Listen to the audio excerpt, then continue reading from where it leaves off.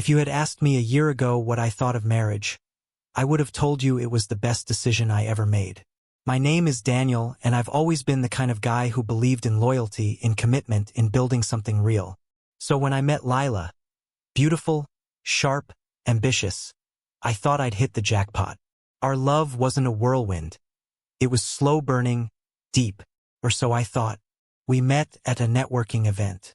She was presenting a pitch for a startup, standing in front of a sea of suits and investors, confident and magnetic. I was there for a different firm, but I couldn't stop watching her. Not just because she was stunning, but because she had this presence. Like she belonged on that stage and everyone else was just trying to catch up. Afterward, I introduced myself. She smiled politely, but there was something in her eyes, like she was already evaluating me, measuring whether I was worth her time. I must have passed the test because that night turned into coffee the next morning, and by the end of that month we were inseparable. Our relationship was smooth. Too smooth, maybe. Lila was always in control. From where we ate to how we furnished the apartment, she had a vision, and I, maybe too eager to please, followed her lead. I didn't mind. I was just happy to be with her. Things moved fast. 6 months in, we got engaged. I remember the night so clearly. It was raining, and we were both soaked from running through the city trying to make it to a show. We laughed the whole time. When we got back, I dropped to one knee in our tiny kitchen, hair dripping, shirt clinging to me. She said yes with a grin, but even then, there was a flicker in her expression, something I couldn't place. I ignored it. We got married in a small ceremony, her request. No need to spend money for the sake of appearances, she'd said. I thought it was practical, smart. Now, I wonder if she just didn't want too many witnesses. Our first year of marriage was fine. That's the best word for it. No big fights, no intense drama. But looking back, I can see the cracks that were starting to form. Lila wasn't unkind, but she was detached. She never really let me in. Every conversation felt like an interview. Every moment we shared felt edited. Still, I loved her, and when she suggested we host a dinner for both our families at our apartment, I was thrilled. It would be the first time her parents and mine would spend more than a few minutes together. A night of laughter, shared stories, maybe even embarrassing childhood photos. What could go wrong? Everything. The night started innocently enough. The wine was flowing. My mom was in charge of the playlist, and Lila had cooked an elaborate 3-course meal that filled the apartment with mouth-watering aromas. Everyone was smiling, laughing. Even her notoriously cold father seemed relaxed, sipping his scotch and chuckling at my uncle's terrible jokes. I remember sitting across the table from her, catching her eye and smiling. She didn't smile back. She didn't frown either. She just looked at me like I was a stranger. It was during dessert, this silky chocolate tart she'd spent the whole day perfecting, that the moment happened. My mother, bless her, leaned over and said, "Lila, you and Daniel are such a beautiful couple. You're perfect for each other." And Lila, without missing a beat, put down her fork, dabbed her lips with her napkin, and said, calmly, clearly, "I only married him because I felt sorry for him." The room went silent. I remember the clink of a spoon hitting a plate, the way my dad froze mid-sip, my aunt's mouth dropping open. The air felt thick, and I just sat there, staring, blinking, like I couldn't quite process what I just heard. She didn't elaborate, didn't laugh like it was a joke. She just picked up her wine glass and took a long, slow sip, like she just commented on the weather. Everyone was waiting for a punchline, but there wasn't one. I tried to speak, but nothing came out. My throat was dry. My heart was pounding in my ears. My mind was racing. What did she mean? Was she joking? Was this some kind of weird attempt at humor? But there was nothing on her face. No amusement. No regret. Just that same calm expression. Someone cleared their throat. My cousin. She awkwardly changed the subject, mumbling something about the dessert being amazing. People tried to follow her lead, to smooth over the moment, but the energy had shifted. The warmth had vanished. Everyone was suddenly too polite, too careful. And me? I was still sitting there, shattered. The rest of the night passed in a blur. People left early, offering awkward hugs and quick goodbyes. My parents looked heartbroken. My mom gave me that tight, tearful smile she always wore when she was trying to stay strong. Lila, on the other hand, seemed unbothered. She waved goodbye to everyone like a gracious hostess and began stacking the dishes the second the door shut. I stood in the kitchen, staring at her. "What was that?" I asked. My voice cracked. She didn't look at me. "What do you mean?" "What you said. About marrying me out of pity." She turned, finally, and met my eyes. "I meant what I said. But why would you say that? In front of everyone?" She shrugged. "They were all acting like we're some fairy tale couple. I thought they deserved a bit of honesty." Honesty. That word hit me like a punch. I slept on the couch that night. Not because we fought. We didn't even talk after that. But because I couldn't sleep next to her. I lay there, staring at the ceiling, replaying that moment over and over again. That sentence, "I only married him because I felt sorry for him," wasn't just humiliating. It was annihilating. It stripped away every memory, every soft moment, every word of love she'd ever spoken. And worst of all, I had no idea if she'd always felt that way, or if something had changed. The next morning, the apartment felt colder. Not because of the weather, it was mid-spring with sunshine spilling through the windows, but because Lila wasn't speaking. She wasn't avoiding me. That would have implied tension or guilt. No, she was just going about her day, like nothing had happened. She moved through the kitchen in her silk robe, calmly making coffee. She asked if I wanted toast. Toast. After detonating a grenade in the middle of our marriage, she offered me breakfast like it was any other day. I said nothing. Couldn't. My voice felt trapped somewhere between rage and heartbreak. And I think, in that moment, something inside me cracked. Not with anger, but with a heavy, aching grief. Later that day, I went to see my parents. I needed to talk to someone, anyone who remembered me before all this. My mom opened the door with swollen eyes, and the look she gave me nearly broke me. "Honey," she whispered, pulling me into a hug that was a little too tight, a little too long. "We didn't want to bring it up last night. We didn't know what to say." Dad didn't say anything. He just sat on the couch, arms crossed, his jaw clenched like he was holding back 1,000 words. Maybe he was. "I don't get it," I said finally. "I thought we were happy. I thought we were okay." My mom touched my arm gently. "Daniel, sometimes people wear masks. They play roles, especially if they think it'll benefit them." "What do you mean?" I asked, confused. She hesitated, glancing toward my dad. Lila always seemed guarded. We never really felt like she let us in. My dad spoke for the first time. "She's smart. Maybe too smart. She calculates everything." I wanted to defend her, but how could I? That night, back at home, I decided to confront her. Not with anger, but with questions. Real ones. I needed to understand. She was on the couch, scrolling on her phone like everything was perfectly normal. I sat down across from her and cleared my throat. "Can we talk?" She didn't look up. "About what?" "You know what." My voice was soft, almost pleading. A pause. Then, finally, she set the phone down. "Why did you say that?" I asked. "That you only married me because you felt sorry for me?" She stared at me for a moment, then tilted her head like she was studying me. "Because I thought you knew." "Knew what?" She exhaled slowly.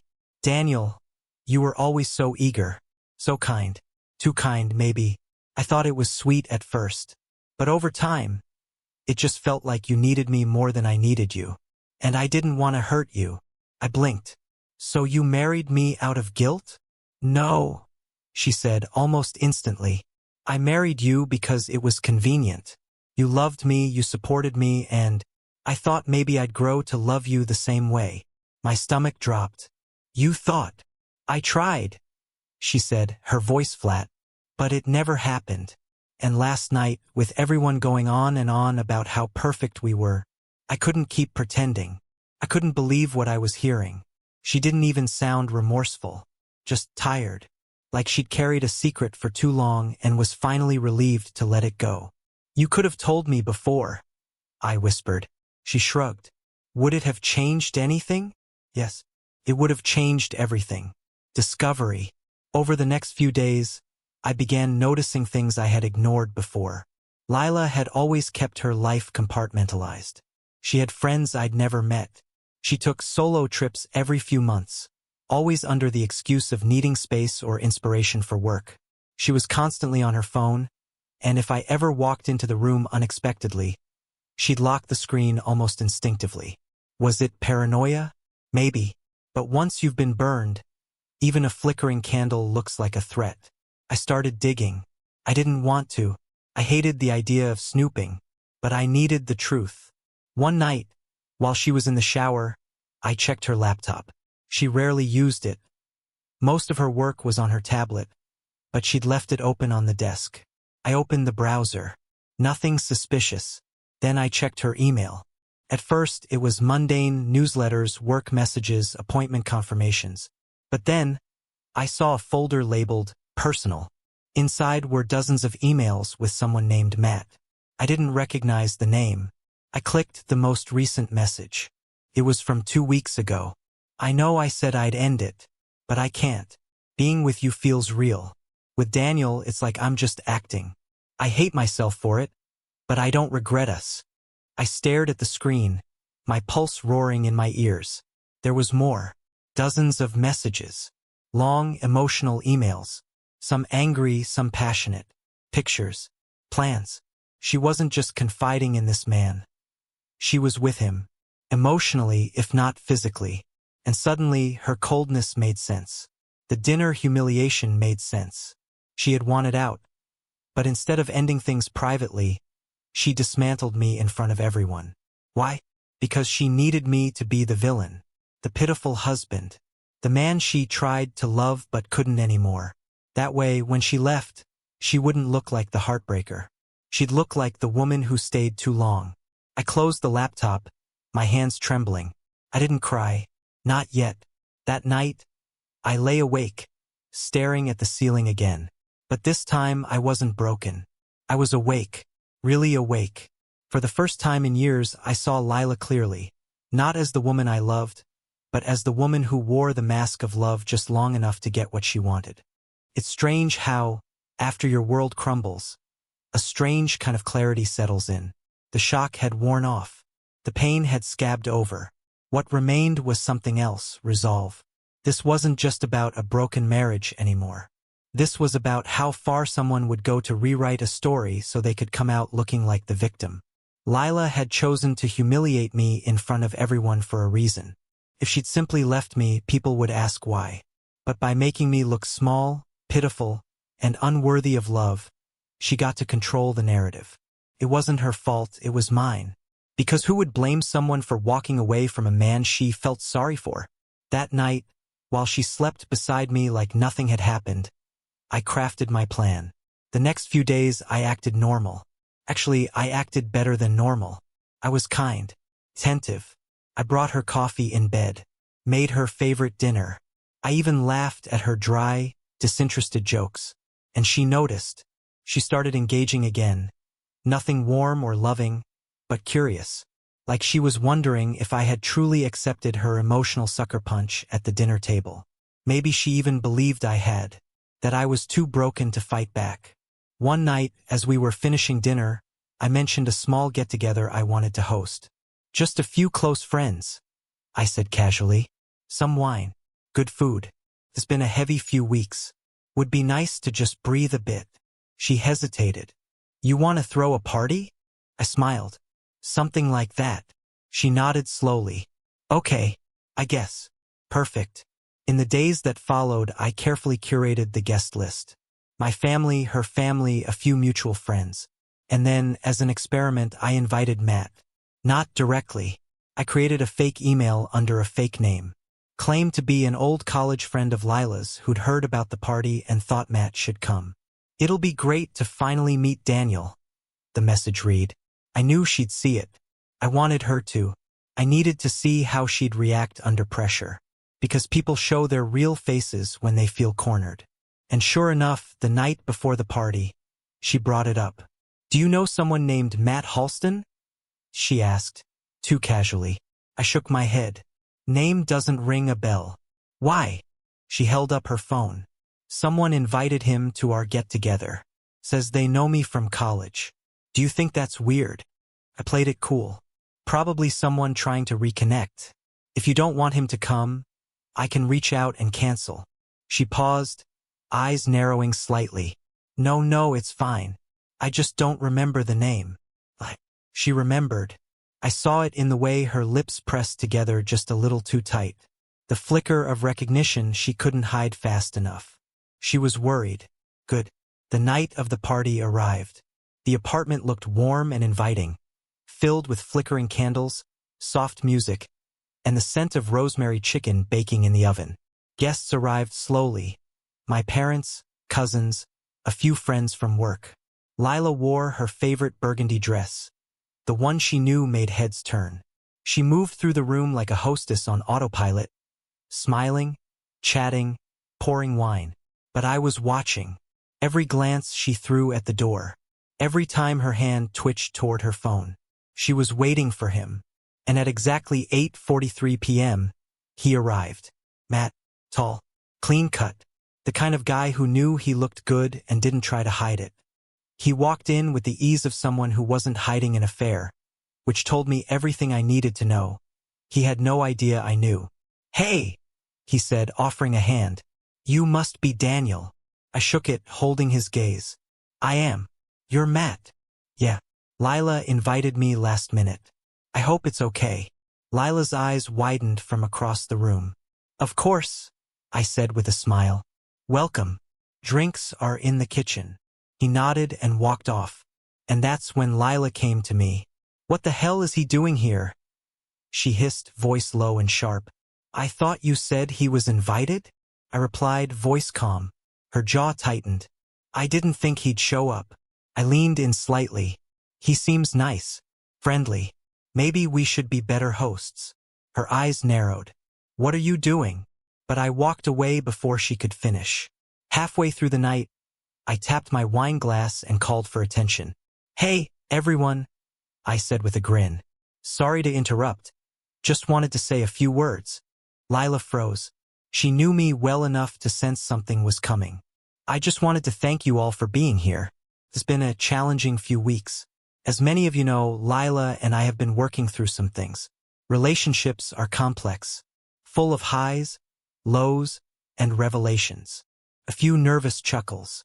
And sometimes, you discover things that make you question everything you thought was real." Lila stepped forward. "Daniel, maybe now's not the time." No, I said gently. "This is the time." I reached into my pocket and pulled out a stack of printed emails.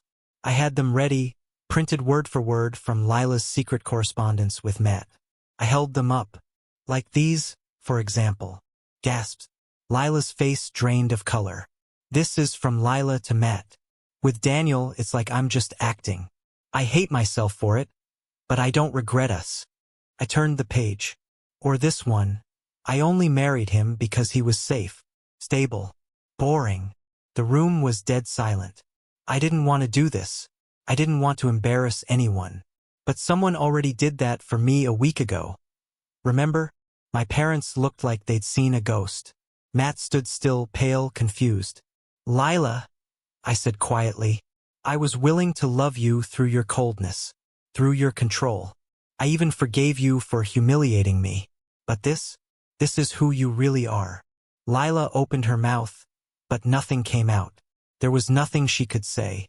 I stepped back. "I want a divorce." The days after the party were brutal. Lila disappeared from our shared home like a ghost, only reappearing to collect the essentials or argue over logistics. But this time, she wasn't the calm, distant woman I'd known before. She was raw, desperate, volatile. Her cold mask had shattered, and what was left was frightening. The morning after I told her I wanted a divorce, I found a note taped to the fridge. "You don't know what you're doing, Daniel. You think this is the end? It's only just begun." It wasn't a threat. It was a promise. And she meant it. She started manipulating everyone around us, calling my family, begging them to take her side, spreading stories about how I'd been controlling, how I never supported her dreams, how she was the victim of a loveless marriage. I watched, heartbroken, as people I trusted hesitated. Some believed her, others stayed silent. The carefully built trust one had with my parents cracked under the weight of her accusations. Even Matt disappeared without a word, leaving me to deal with the wreckage alone. The private war. One night, I returned home late from work, exhausted, only to find Lila waiting for me in the dark living room. "You're making a mistake," she whispered, eyes glinting with a strange mix of sadness and anger. "What do you want?" I asked, tired.